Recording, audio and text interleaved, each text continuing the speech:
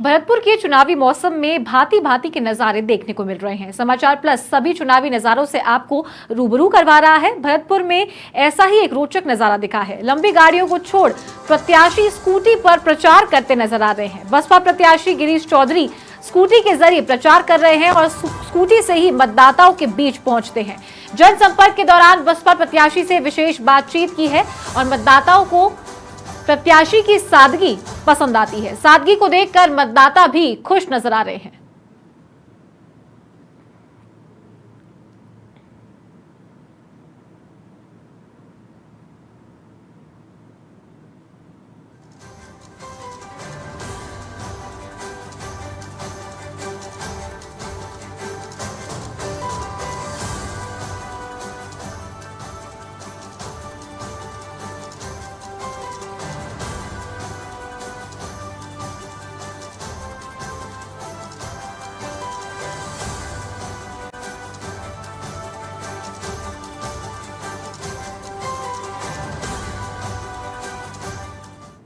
मौसम चुनावी है और चुनाव के मौसम में अलग अलग तरह के नज़ारे भी दिखाई दे रहे हैं।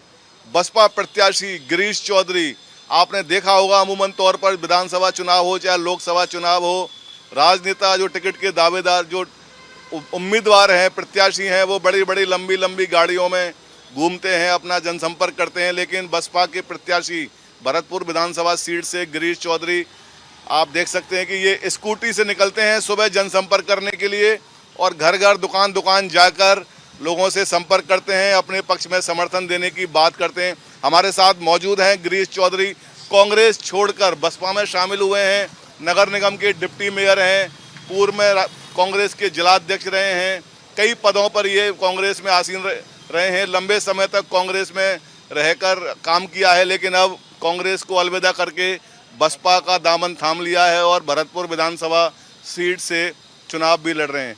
लोग जो और उम्मीदवार हैं लंबी लंबी गाड़ियों में घूम रहे हैं और आप स्कूटी से घूम रहे हो, क्या कहेंगे?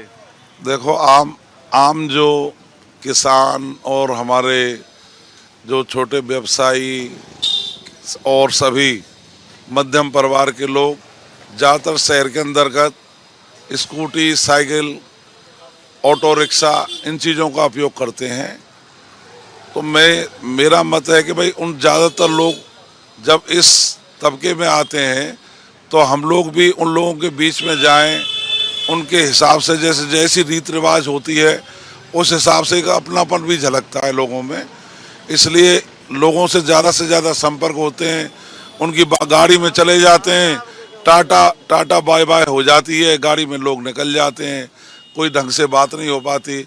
इससे स्कूटी से लोगों के बीच में उनकी बात भी हम सुन सकते हैं, वो क्या कहना चाहते हैं, और हम अपनी बात उनको समझा भी सकते हैं। और छोटी छोटी गलियों में भी घुस जाते हैं जहाँ गाड़ियाँ नहीं घुसती हैं। गाड़ियों का एक छोटी गली हो और 4 आदमी भी हों, कई बड़ी मीटिंग सभाएं अभी शुरू नहीं की हैं, 4 भैया से कोई बात करनी हो, दिल की बात करनी हो तो अकेले में बात हो जाती है। छोटी गली, क्योंकि भरतपुर में कई जगह सकरी गलियाँ भी हैं, ग्रामीण अंचल में भी छोटी छोटी गलियाँ हैं।